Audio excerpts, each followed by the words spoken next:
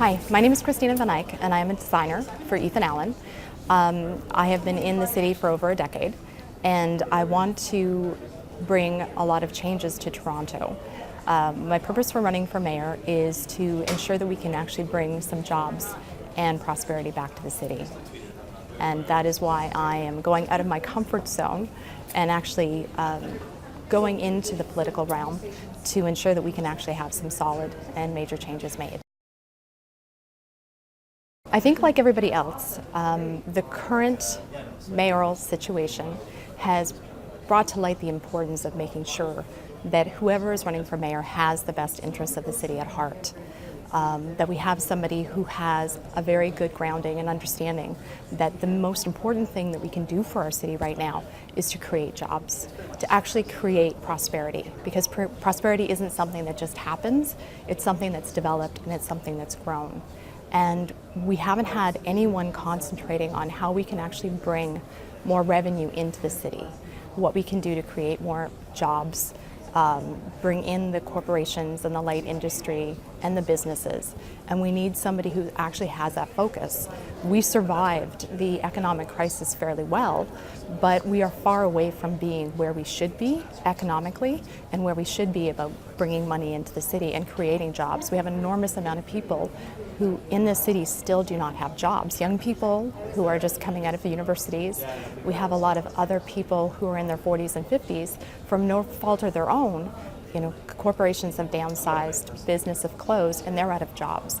So we do have a shortage of jobs in our city, and that's something that we need to really work on. And having a solid plan of how we're going to create more opportunities for people and developing our city. Development is one of the major parts of how a city moves ahead and actually becomes prosperous.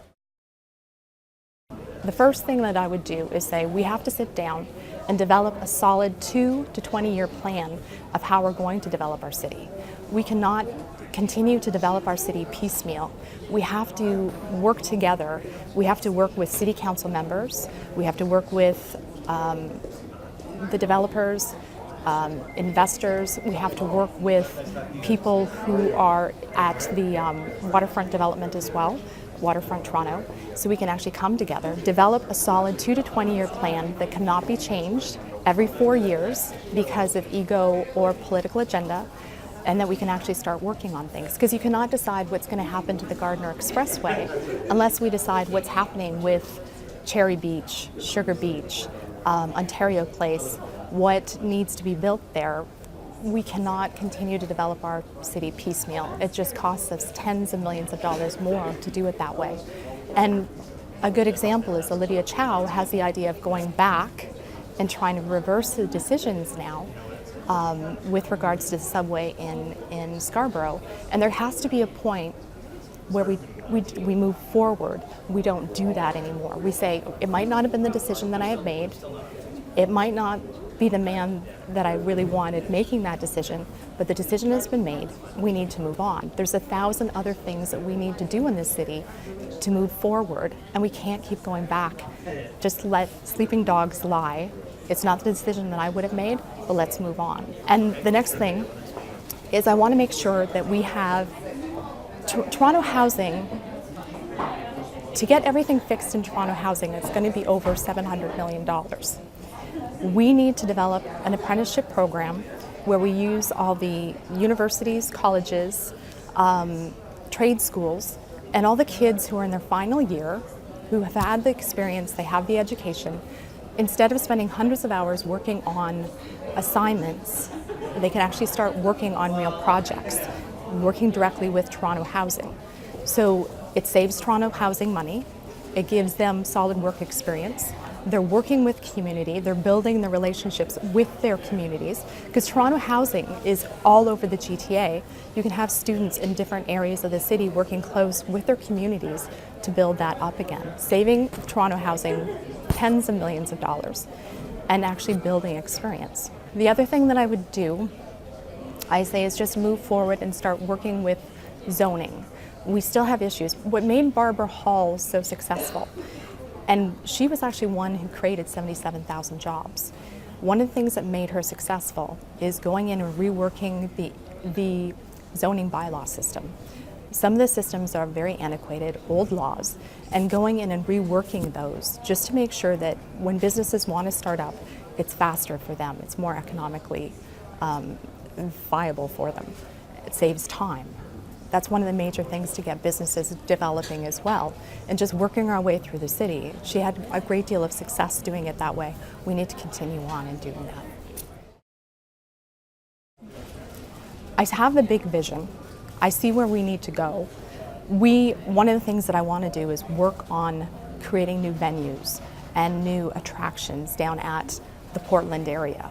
We've been talking about developing that area for decades. We were given $1.5 billion to go ahead and do that. That money was taken back away from us because nothing went through.